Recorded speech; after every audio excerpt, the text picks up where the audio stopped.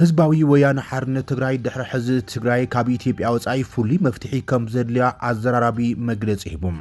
ህወሓት ኣብዚ ሕዚ እዋን ጉዳይ ትግራይ ንመወዳእታ ግዜ ዘላቒ መፍትሒ ዝናድየሉ ግዜ እዩ ዝብል መርገጺ ከም ዘለዎን ዓበይቲ ፖለቲካዊ መፍትሒታት ኣቐሚጡ ከም ዘሎ ላዕለዋይ መሪሕነት ትውድብ ኣፍሊጦሎም ሃገራዊ ባንኪ ኢትዮጵያ 23 ፍቃድ ዘይብሎም ዝበሎም ወሃብቲ ምትሕላፍ ገንዘብ ብምዝርዛር ኣጊዶሎም ህዝቢ ኢትዮጵያ ድማ ኣብ ከይዲ ምትሕላፍ ገንዘብ ካብ ወፃና ውሽጢ ዓዲ ጥንቃቐ ክገብር እቲ ባንኪ ኣተሓሳሲበሎም ፕሬዚደንት ሶማሊያ ሓሰን ሼክ መሐመድ ካብ ቅንጸላ ንስክላ ኣምሊጦም ኢትዮጵያ ኣብ ውሳነ ሕብራት ሃገራት ንእስራኤል ደጊፋላም ኢትዮጵያ ኣብ ዝሕዝዋን ምስ ኢራን እትዋጋእ ዘላ እስራኤል ኣዘራራቢ ድጋፋ ሂባታላ ብዛዕባ እውን ብዝርዝር ሒዝና ኣለና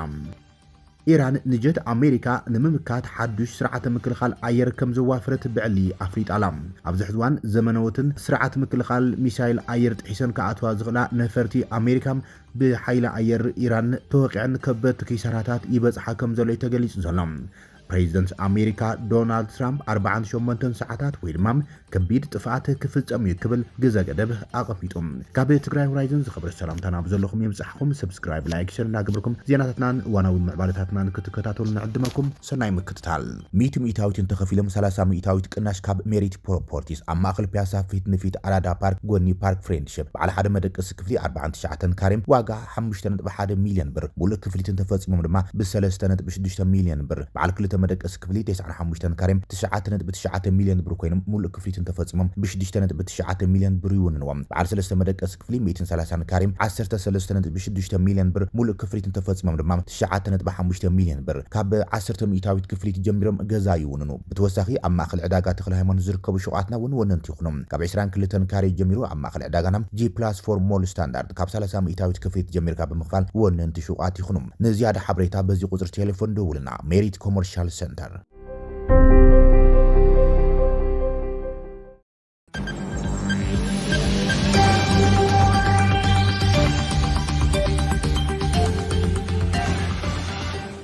ትግራይ ኣብዚ ሕዝዋን ዝተፈለየ መፍትሒ ከም ዘለዎ ሓደ ላዕለዋይ መራሒ ህወሓት ኣፍሊጦሎም ትግራይ ኣብዚ ሕዝዋን ዝተፈለየ መፍትሒ ከም ዘድልያ መራሒ ህወሓት ኣፍሊጦም ኣባል ፈጻሚ ስራሕ ህወሓት ዶክተር አብርሃም ተኸስተ ንጋዜጣዊን ኣብ ዝሃቦ ኣዘራራቢ ቃለ መሕተት ዕድላት ሰላም ብምዕጋትን ስምምዕነት ፕሪቶሪያ ብምጥሓስን ትግራይ ንምምርካኽ ይስራሕ ከም ዘሎ ብምግላጽ ትግራይ ሕዚ ፍልይ ዝበለ መፍትሒ ኣብ ትናድየሉም ብርኪኣ ትርከብ ኢሎም መንግስቲ ኢትዮጵያን ህዝቢ ትግራይ በሰላጥ ጽንተታዊ ኩናት ከይሓወየም ንዝሓለፉ 3 ዓመታት ብዕጽዋን ኣድላ ብዝኾኑ ፖሊሲታትን ካልኦት መቐጸልታ መሰራሓት ጽንተትን ኣብ ከቢድ ማሕበራውን ቁጠባውን ቅልላው ክትጥሕል ከም ዝገበረ ዶክተር አብርሃም ገሊጾም ላዕላውነት ሙሉእ ብምሉእ ኣብ ዘይተረጋገጸሉ ካብ መረበቶም ስመዛበልን ወገናት ድማ ኣብ ከቢድ ሽግር ወዲቖም ኣብ ዝርከብሉ ኩነታት እውን እንትኾነም ሕዝቡን መንገዲ ሰላም ኢና ንመርጽ ዘለና ዝበለ ዶክተር አብርሃም ኮይኑ ግና ብወገን መንግስቲ ኢትዮጵያ ሕዝቡን ህዝቢ ትግራይ ንምምርካኽ ይሰርሕን ድሌቱ የንጸባርቕን ስለዘሎም ብተግባር እውን እናሰርሐ እዩ ክብል ገሊጾሎም መንግስቲ ኢትዮጵያ ንዕድላት ሰላም እናዓጾም ንስምምዕነት ፕሪቶሪያ ብቁልዕና ጥሓሰም ትግራይ ንምምርካኽ ኣብ ክንዲ ስራሕቲ ዳግመ ሕውየት ምስላጥ ዝተፈላለዩ ስልትታትና ጥቕመም ዘይተዓደነ ኢኮኖሚያዊ እገዳታት ብምግባር ትግራይ ኣብ ሙሉእ ዕጽዋን ክባን ክትኣቱ ገይርዋ ኢሎም ትግራይ ምስ ማእኸል ዓዲ ዝራኽብዋ ዝነበሩ ኩሎም ርክባት ብምዕጻም ብፖለቲካውን ክትግለል ኮነ ተባሂሉ ተሰሪሕሉ ዝበለ ዶክተር አብርሃም እቲ ኢኮኖሚያዊ ከም መቐጸልታም ንትግራይ መሰኮንን መንበርከኽን ተጠቒሙ ድማ ንኩሎም ኢኮኖሚያዊ ማሕበራውን ፖለቲካውን ተነጽለን ኣብ ሙሉእ ዕጽዋን ክባን ክትኣቱ ብቁልዕን ስምምዕነት ፕሪቶሪያ ብምጥሓስ መንግስቲ ኢትዮጵያ ንኩሎም መንገድታት ሰላም ክዕጸው ብቁሉዕ ይሰርሐሎን እናሰርሐን ይዝርከብ ክብል ዶክተር አብርሃም ገሊጾም ካብዚ ብተወሳኺ ትግራይ ብወታደራዊ ሓይሊ እውን ክትኽበብ ከም ዝገበረም ዝገለጸ ዶክተር አብርሃም መንግስቲ ኢትዮጵያ ኣብ ሓለዋ ዓዲ ሰባን ገለ ሓይሉ ኣብ ኣምሓራ ካብ ዘቐመጦም ወጻኢ ካልእ ኩሉ ኣለኒ ዝብሎም ሓይልታትን ዓቕምታትን ኣብ ወሰናወሰን ትግራይ ኣስፊሩ ከም ዝርከብን ንትግራይ ከቢብዋ ከም ዘሎን ሓቢሮሎም ብወገን ትግራይ ግና ዋላ መንግስቲ ኢትዮጵያ ድሌት ሰላም ከም ዘይብሉ እናተረደን ብጉሁድ ንስምምዕነት ፕሪቶሪያ ጥሒሶም ትግራይ ከም በርክኻና ስራሕ እውን እንትኾነም ብኩሉ ዓቕሙ ንሰላም ኣቐዲሙ ዕድል ሂቡን ይንቀሳቐሰሉ ዝበለ ዶክተር አብርሃም ሕዝቡን ዋላ እንትህሉ ንእሽቶ ዕድል ሰላም እንተተረኸበት ኢሉን ቀዳምነት ሂቡን ብሰላም ክንውድእ እናስራሕና ኢና ዘለና ኢሎም ኮይኑ ግና ከምዚ ኢልካ መቕጻለ ይከኣልን ትግራይ ፍልይ ዝበለ መፍትሒም ኣብ ትናድየሉ ብርኪኣ ትርከብ ኢሎ ዶክተር አብርሃም ተኸስተ ብወገን ትግራይ ደጋጊምና ከም እንብሎም ሕዝቡን ናይ ሓይሊ መፍትሒ ኣማራጺ ክኸውን ኣይግባእን ዝበለ ዶክተር አብርሃም ኣብ ልዕሊ ትግራይን ህዝባን ክውላዕ ዝሕሰብ ዘሎ ኩናት ኣብ ትግራይ ተሓፂሩ ዝተርፍ ዘይኮነስ ናብ ቀርና ኣፍሪቃን ቀይሕ ባሕርን ከዓቢን ክጋፋሕን ዝኽእልን ዓዲ ክብትን ተኽእሎ ምህላም ብምርዳም ካብ ሓይሊ መልጢ ወፂኻ ሰላም ምቕዳም ይግባእ ኢሎም ህዝቢ ትግራይ ንምብታን ሓድነት ህዝቢ ትግራይ ንምዝራግ ከበድቲ ስራሕቲ ተሰሪሑ ሕዝቡን እዚ ሽርሒ ኣብ ዝቕፅለሉ ዘሎ ኩነታት ኢና ንርከብ ዝበለም እቲ ላዕለዋይ መሪሕነት ህወሓት ኮይኑ ግና ህዝቢ ትግራይ ነቶም ሽርሕታት እናተረወደን እናመከቶምን ኣብዚ ሕዝዋን ብሄራዊ ሓድነቱ እናጠናኸረም ዝመፀሉን ኣብ ዝሓሸ ኩነታት ዝርከበሉን ኩነታት ኢና ንርከብ ብምባል ኣዘራራብ ርእይቱ ይበሎም ህዝቢ ትግራይ ዘለናሉ ኩነታት ፈታኒ ኩነታት ከም ዝኾነ ብዝግባም ዝግንዘብ ህዝቢ እዩ ዝበለ ዶክተር አብርሃም ሕዝቡን ብሄራዊ ሓድነቱን ብሄራዊ ውዳቦታቱን ትካላቱን ኣጠናኺሩም ነቲ ሓደጋ ንምምካት ኣብ ዘኽእል ቁመናም ከም ዘሎን ነዚ ብዝያዳ ምስጣም ይግባእ ኢሎም ካብዚ ብተወሳኺ ህዝቢ ብዓርሰ ተበግሶ ዝጀማምሮም ርክባት ክጠናኸር ምስ ህዝቢ ኤርትራ ብዓርሰ ተበግሶ ዝተጀማምረም ናይ ህዝብን ህዝቢ ርክባትን ክጠናኸሩ ካብን ላዕሊ ክኸይድሉን ክስራሓሉን ከም ዝግባእዩ እቲ መራሒ ህወሓት ዝኾነ ዶክተር አብርሃም ተኸስተ ገሊጹ ዘሎም ይኹን እምበር ህወሓት ኣብዚ ሕዝዋን ዓቕምን ኩነታትን ህዝቢ ትግራይ ኣብዚ ሕዝዋን ዝሓሸ ኩነታት ኣሎ ኢሉ ዝገለጾም ብተጻራሪ ኣብ ባይታ ዘሎ ኩነታት ከም ዝኾነም ካብ ትግራይ ዝወፁ ዘለዎ ሓበሬታት ዘመልክቱ ዘሎም ኣብ ትግራይ ኣብዚ ሕዝዋን ከተማታት ብጽምዋ ዝወሓጣሉም መንእስያት ድማ ዓደም ገዲፎም እግሮም ናብ ዝመርሖም ዝሃድሙሉን ካብ ትግራይ ዝወፅሉን ኩነታት ከም ዘሎም ዝተፈላለዩ ብምስሊ ዝተሓገዙ ጸብጻባት ዝወፁ ዘሎም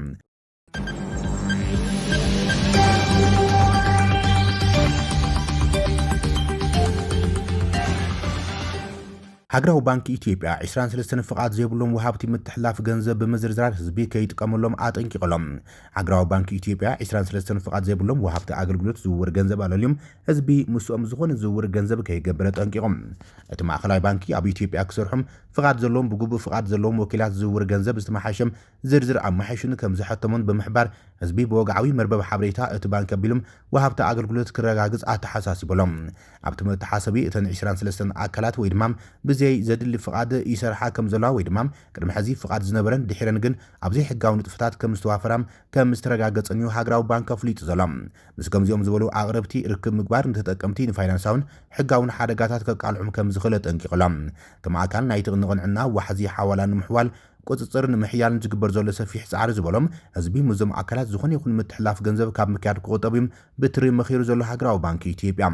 እቶም ዘይሕጋውያን ተባሂሎም ዝተዘርዝሩ ኣካላት ድማ ኣድሉስ ማኒ ትራንስፈር ኣማል ኤክስፕረስ ባካል ማኒ ትራንስፈር ጁባ ኤክስፕረስ ኪክ ፔይ ሬድሲ ወይ ድማ ኣሜሪካም ታሳ ፔይ ዋይዝ ትሬዲንግ ማኒ ትራንስፈር ኣማል ዩኤስኤ ኣቫንቲም ማኒቶስ ራማድ ፔይ ሸገይ ተዋካል ማኒ ሰርቪስ ወርልድ ዳይሬክት ሊንክ ኣማና ኤክስፕረስ አዋሽ ዳይሬክት ሆልድን ግሎባል ኦሎምፒክ ግሩፕ ፋይናንሳዊ ጉጅለ ራስሚ ፔም ታጅ ገንዘብ ዝውውር ከሙን ዩኤስ ዋየር ይርከብዎም ይብል እቲ ሃገራዊ ባንኪ ኣብ መወዳእታ እታ ወርሒ ኣብ መወዳእታ ወርሒ ታሕሳስ 2025 ሃገራዊ ባንኪ ኢትዮጵያ ልዕሊ 100 ፍቃድ ዘለዎም ወኪላት ዝውውር ገንዘብ ዝሓዘ ወግዓዊ ዝርዝር ኣውፂም ህዝቢ ፍቃድ ዘይብሉ ናይ ሓዋላ ኣገልግሎት ከይጥቀም ኣጠንቂቖሎም እቲ ማእኸላይ ባንኪ ብዘይግቡእ ፍቃድ ኣገልግሎት ምትሕላፍ ገንዘብ ምሃብ ወይ ምጥቃም ዘይሕጋውን ብሕጊ ኢትዮጵያ ዘቕፅዕን ምዃኑ ደጊሙ ረጋጊጾሎም ከምዚ ዝኣመሰሉ ንጥፈታት ኣብ ውሽጢ ሃገር ወይ ድማ ብዓለም ለኻዊ ደረጃ ገንዘብ ንምልኣኽ ወይ ምቕባል ሓዊሱም ካብቲ ቁፅራዊ ቅርፂ ወጻኢ ክካየድ ከሎ ሩኡይ ሓደጋታት ከም ዘለዎ ኣመልኪቶም እዚ ድማ ንመጭበርበርቲ ምቅላዕ ፋይናንሳዊ ኪሳራን ምዘይ ሕጋዊ ምስጋር ገንዘብ ወይ ድማ ካልእ ዘይ ሕጋዊ ተግባራት ክህሉ ዝኽእል ምትእሳርን ሓዊሱ እዩ ሃገራዊ ባንኪ ፍቃድ ዘለዎን ፋይናንሳዊ ትካላት ጥራይ ኣገልግሎት ሓዋላ ክማም ከም ዘፍቀደልን ኣስሚሩሎም ህዝቢ ውሕስነት ሕጋዊ ምኽባርን ካብ ፋይናንሳዊ ሓደጋታት ምክልኻልን ንምርጋጽ ኣብዞም ፍቃድ ዘሎም ወሃብቲ ኣገልግሎት ጥራይ ክምርኮስ ኣተሓሳሲቦሎም ብ12 ሕዳር 2025 ሃገራዊ ባንኪ ኢትዮጵያ ዝርዝር ናይቶም ብግቡእ ፍቃድ ዘሎም ወሃብቲ ኣገልግሎት ዝውውር ገንዘብ ኣሐዲሱ ከም ዝነበረ ገሊጾሎም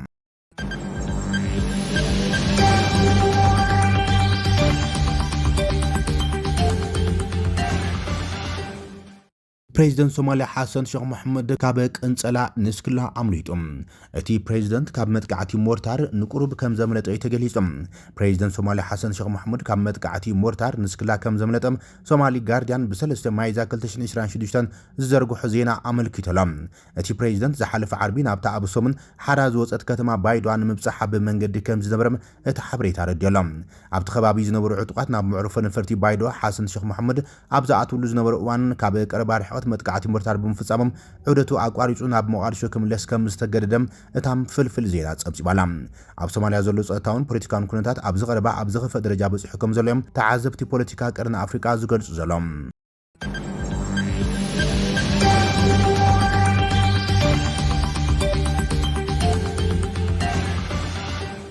ኢትዮጵያ ኣብ ውሳነ ሕቡራት ሃገራት ንእስራኤል ደጊፋ ኣብ ውሽጢ ሃገር ድማ ንቕፌታን ምድንጋርን ኣላዓይሉ ይብል ጸብጻብ ኣልጀዚራ። ኢትዮጵያ ንሰፈራ እስራኤል ኣብ ፍልስጤም ዝኾኑ ውሳነ ባይቶ ሰብኣዊ መሰላት ሕቡራት ሃገራት ኣይፋሉን ብምድማጻም ን10 ዓመታት ጸንሐ ዲፕሎማስያዊ መርገጺኣ ብምቕያራ ውሽጣዊ ቅሬታ ኣስዒቡ ተባሂሎም ነቐፍቲ እዚ ለውጢ ንኢትዮጵያ ኣንጻር ምግዛእቲ ወይ ድማ ኣፓርታይድ ትገብሮ ታሪኻዊ ተቃውሞም ጽፊዒት እዩ ይብሉ ቶም ነቐፍቲ ይብል ጸብጻብ ኣልጀዚራ። ኢትዮጵያ ኣብ ባይቶ ሰብኣዊ መሰላት ሕቡራት መንግስታት ዝተኸፋፈለ ድምፂ ብምሃባም ኣብ መንጎ ታሪኻዊ ደጋፊት ፍልስጤም መረጋገፂያን ዝምዕብል ዘሎ ስትራቴጂካዊ ኣሰላልፋን ወጥሪ ዘቃልዕ እዩ ይብል ጸብጻብ። ኣብ መንበል 61 ኣኼባ UNHRC ኢትዮጵያ ንሰፈራታት እስራኤል ዝኹንን ውሳነም ኣይፋል ዝብል ድምፂ ብምሃባም ምስ ቼክ ሪፐብሊክን ሰሜን መቄዶንያን ተጸሚራ ኣንጻር 34 ዝደገፈ ሃገራት ተሰሊፋ 10 ድማ ድምፀን ተኸፋፊሉ ተባሂሎም። ኣብ ተመሳሳሊ ኣኼባ ኣዲስ ኣበባ ንርእሰ ውሳነ ፍልስጤም ዘረጋግዝ ውሳነ ብምድጋፍ ተወሳኺ ምድንጋር ፈጢራ ይብል። እቲ ብፍላይ መብዛሕትአን ሃገራት ኣፍሪካ ነቲ ውሳነ ሰፈራታት ስለ ዝደገፋም ምጽራይ ስሒቦሎም። እቲ ድምፂ ኣብ ኢትዮጵያውያን ነቐፌታ ዘስዓበ እዩ ዝበለ ጸብጻብ ኣልጀዚራ ብዙሓት ካብቲ ጽረ መግዛእቲ ሓድጊ እቲ ሃገርን ንቃልሲ ጽረ ኣፓርታይድ ዝድግፍን ምቁራጽ ከም ዝተረደም ኣብ ሕቶ ዘእቱ ኢሎም። ኣብ ማሕበራዊ መራኸቢታት ዝወሃብ ግብሪ መልሲ እውን ዓለም ብምልእታም ንእስራኤል ኣብ ትኹነሉ ዘለዋን ምስ እስራኤል ምጽማድ ዝነበረ ምድንጋር ከጉልህ እንከሎም ካልኦት ድማ ወግዓዊ መብርሂ ክወሃቦም ይጠልበለዉ ይብል ጸብጻብ ኣልጀዚራ። ገሊኦም ኢትዮጵያ ኣብ ፍልስጤም ዝተኣሳሰሩ ውሳኔታት ዘለዋም ናይ ድምፂ መዝገብ ቅዲ ዘርእዩ ዝብል እምነት ዘሎም ኮይኖም ኣብ ታሕሳስ 2017 ኢትዮጵያ ንኣሜሪካ ንኢየሩሳሌም ርእሰ ከተማ እስራኤል ምዃናም ኣፍልጦ ምሃባ ምንጻጋ ይዝከር ይብል ጸብጻብ። ክሳብ ግንቦት 2021 ኣብ ህጹጽ ኣኼባ ኣብ ልዕሊ ጋዛ ካብ ድምፂ ምሃበ ተቆጢባ እያ። ኣብ ታሕሳስ 2022 ርእሰ ውሳነ ፍልስጤም ደጊፋ እኳ እንትነበረት ብዛዕባ ምግዛእቲ እስራኤል ብዝምልከት እግራዊ ቤት ፍርዲ ብዝቐረበሉ ሕቶ ግን ካብ ድምፂ ምሃበ ተቆጢባ ይብል። ኣብ መስከረም 2025 ኣብ ስምምዕነት ኒውዮርክ ዳግማይ ተቆጢባ 142 ን10 ሓሊፍ እዮም። ገሊኦም እዚ ቅዲ እዚ ምስ እስራኤልን ምዕራባውያን መሻርክትን ዝምድናን ክሕርዝ ዝኽእል መርገፂታት እናወገደ ንመንግስቲ ፍልስጤም ናይ ምድጋፍ ድርብ መስመር ዘንጸባርቕ ምዃኑ ዝምጉት እዮም። እዚ ድማ ነቐፍቲ ንደረጃ ኢትዮጵያ ኣብ ማሕበረ ፖለቲካ ኣፍሪቃ ኣዝዩ ወጻኢታት ዝሓትት ምድማጽ ይብሎም። ሰበስልጣን ነቲ ኣገባብ ከም ሚዛናዊ ምትእሳር ይቆጽርዎም። ኢትዮጵያ ምስ እስራኤል ናይ ጸጥታን ቴክኖሎጂን ምትሕባር ትሕሎም። ብፍላይ ካብ ኣሜሪካ ዝመጽእ ሓገዝን ኢንቨስትመንትን ምዕራባውያን ተጸጊዓ እትኸይድ ሃገር ምዃና ይጠቐሶም። ማዕረ ማዕሪኡ ድማ ከም ኣእንጋዲት ሕብረት ኣፍሪቃ መጠን ምስ ህጉራዊ ደገፍ ንመንግስቲ ፍልስጤም ዝተኣሳሰሩ ኮይኑ ዝቕጽል ዘሎ። ኣዲስ ኣበባ ካብቲ ታሪኻዊ ዲፕሎማስያዊ መርገፂያ ንምዝንባል ኣብ ምቕራጽ ጽልዋ ወሽመጥ ዓረብ ብፍላይ ካብ ሕብራት ኢማራት ዓረብ ክህሉ ከም ዝኽእል ኣብ ፖለቲካዊ ዓንኪላት ኢትዮጵያ ዝረአ ዘሎ ግምታት ኣመልኪቶሎ ይብል ጸብጻብ ኣልጀዚራ። ኢማራት ዓረብ ቁልፊ ቁጠባውን ጸጥታውን መሻርክቲ ኢትዮጵያ ኮይና ስለ ዘላ ምስ እስራኤል ዘለዋ ርክብ እውን ንዓሙቕ ዝኸይድ ዘሎ ብምዃኖም ኢትዮጵያ ኣብ ሕብረት ሃገራት ንእስራኤል ትህቦ ድምፂ ኣብ ውሽጢ እዚ ዝቕልቀል ዘሎ ዞባዊ ኣክሲስ ወይ ድማ ኣሰላልፋ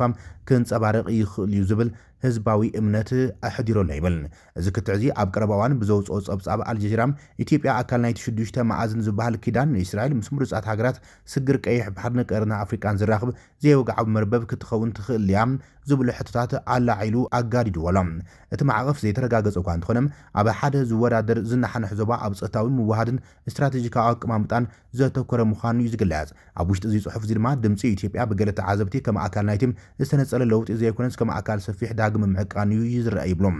ማዕረ ማዕሪኡ ሰበስልጣን ክልተ ግዛኣታዊ ፍታሕ ንክህቦም ድጋፍ ምልክት መሃብ ይቕጽል ኣሎ። እዚ ድማ ኣዲስ ኣበባ ነቲ ባህላዊ ዲፕሎማስያዊ ኣቃውማ ሙሉእ ብምሉእ ከይገደፈት ሓዱሽ ሽርክነት ንምምዛን ትጽዕር ከም ዘላ ዘመልክት ይብሉ ተንተንቲ እዮም።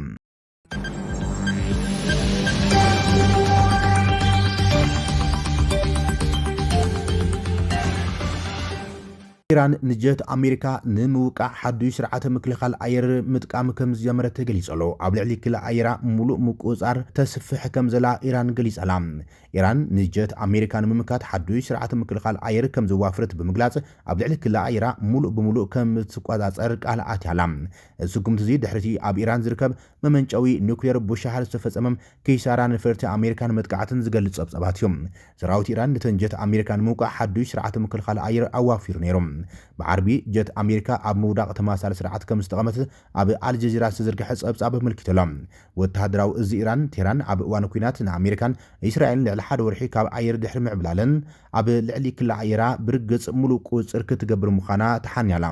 እዚ ከምዚ ኢሉ እንከሎ ኣሜሪካን እስራኤልን ናብ ቀዳም ኣብ ዘውግሕ ለይቲ ኣብ መመንጨዊ ኒውክሌራዊ ሓይሊ ኢራን ብሻሃር ዝተፈጸመ መጥቃዕቲ ስዒቦም ሓደ ሰብ ከም ዝሞተ ጸብጻብ ኤኤፍፒ ኣመልኪቶሎም። እቲ መጥቃዕቲ ኣብ ደቡባዊ ገማግም ባሕሪ ኢራን ዝርከብ መሳለጥያ بشهر علاما زقبرو كينم سفحات تعنوات بغصبات نتصور كم زيخونة سمز قليصا عبت رياكتر زخونة صلوها كم زرعي وي مفساس جررات كم ظلم بغصبات زاقيد سرقاكس نقريلان اتيونكو سرحيتاوي مستالتيا نيوكليراوي حيل إيران زخونم فابريكا بوشر كرمحزم عبت زكاي زولك جيشتون توقع نيريوم نفاريت وقع أمريكاون عب إيران كمستوقع تقليص ألم حدش مزيت تقصب على سلطان أمريكا نتمع بالت نرويترز أرقاقيس ألم إيران دحيرا عب تقامص أبو هرمز نفاريت أمريكام إيه عسرته كم زودقتن أزرمام كأتاوي مقطع مروي معبالة كم زرعية تقليص ألم إذا فسامن بريزيدنت أمريكا دونالد ترامب عب إيران عب علي سيفيلاو تحت غرصن ممنجو حيلي إلكتريكن متقعت حاوسم هذا عبيد للدحري معناويم توساخي متقعتات كقبر عب ازدحاني الأواني دما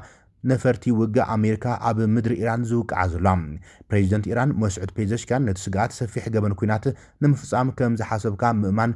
يدلي كبل يقليصو نمتقعت أمريكا عب لعلي سيفيلاوان تحت غرص إيران قطر موت سبات ناوسخي خيلو كاب 28 لكات جميرهم عملا إيران بزقات ممتقعتي أمريكا إسرائيل بوحدو كل 97 سبات كموتن كلو 26 500 دماق أسيلهم كم زلهم سبات يملكتهم إيران نسألاي معورات نفرت وقع سبع ألب نفرتون إلاما نمقبار دلوتو مخانع قليص أزلام عدوات هادراو أزاز إيران زحالف قدام أبزها بمجلسهم إيران حدشتي مبوكلاوين أقبابات مسارحتاتنا مع بيلام نايس ألاي حمشاي ولدو نفرت وقن معولات سبع ألب نفرتون إلاما نمقبار دلوتو مخانع قليص ألام أزاز حيل مكلخال أير سراويت إيران برغادر جنرال علي رازا الحمي نزقل هصم ناي مكلخال بوتات سراويت إيران إسلامي حلوا سوران IRGC أبزمر مرلو أوان مخانو معكنا زينا إيران سبسيبان الحمي حيلتات مكلخال أير إيران أبزحلفو وقعت كاب حبراوي ورار أمريكان إسرائيل حيالو معبرات نفرتو قم سألان لعلي 267 نفرتن كم زودغتن أزير ما MQ 9 هيرموسن لوكاسن 7 نفرتي كمون عسرتات كرز مثالاتن كم زودغت يا قليص توم حيلتات قرم سألاي متقعتات مجمارم أواناون تخكلنيا سوقمتي كم سوسر أيو قليص أمزلام بتوساخي أحدو مكلخال سراويت تهاجرن أبزكاد وسرحتات بركز بلا نايت سألاي رابعي ولدن حمشاي ولدن نفرتو وقم كم استوقعا كم استدمسسان كم زودغان كم استوقدان يحابيرم اتوصيت معبولات ميلاتات زمناو مسارحتاتن مهزاوي أتغامام سرعتات مكلخال أيرن كم زخونن أجرمام نسألاي ناب مدنقار كم زأتون اتم مرحة سراويت إيران قليص أملام بمسرد سبساب أكسيوس بعربي F-15 زعينتان نفاريت وقع أمريكا بمكلخال أير إيران أب مريت إيران كم زودغزن حدا كابتم كلتا أبالات تامركة بفولي حيل محري أمريكا حدا كابتم كلتا زودغو أبررتي إتان فاريت بفولي حيلي أمريكا كم زرحان نتخال دمام أب مدلاي مدحان غنا يغصل كم زرعيم أماسيو زوز أزينا كم زملكتون إيران توساخيت كالتي نفاريت أمريكا كم زوغعتيو إنها تقلت زلام أزي كم زيلون كلو بريزيدنت أمريكا دونالد ترامبون 48 ساعات وين نسم معنات ويدمام نكبيت فاتيو كبل جزا قدب غميت ألم بريزيدنت دونالد ترامب إيران مس حبرات منقستات أمريكا سم معنات نقطبز إحنا زي خيلام تنكر وتهدراو سقمتيم كم زقات ما بتنقاغ ناير 48 ساعات قدب يبلام دونالد ترامب أبي محبراو ميديا سوشيال تروزم أبز حلفو ملختي إيران سم معنات نقطقبر ويدمام متحلالي في بحر هرمز نقطخفت 10 معالتات هيبيا كم زمركو تذكر وتخونون حزقن جزية يودعلو 48 ساعات راين تريفن دحريقن حاوي كوردميو كبليو أنكي زلام